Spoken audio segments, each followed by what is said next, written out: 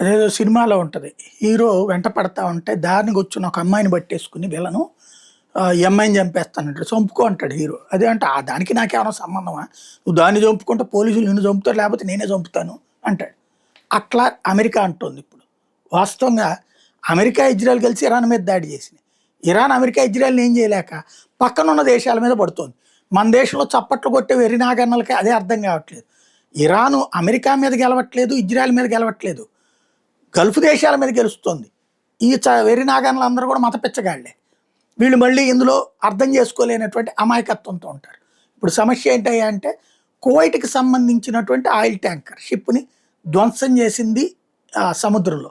Gulf దగ్గర సముద్ర జలాల్లో వెళ్తున్నట్టు. అంటే వాళ్ళు వ్యాపారం కూడా చేసుకోవడానికి వీల్లేదు.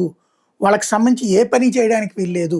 చుట్టూ నేను దిగ్బంధిస్తా, మీరందరూ వెళ్ళి అమెరికాతో గొడవే పడతారో లేకపోతే అమెరికా కాళ్ళో ఏళ్ళో పడతారో పడి వాళ్ళ చేత వారాపించండి అని అడుగుతున్నటువంటి బ్లాక్మెయిలింగ్ టాక్టిక్స్ ఇరాన్ది.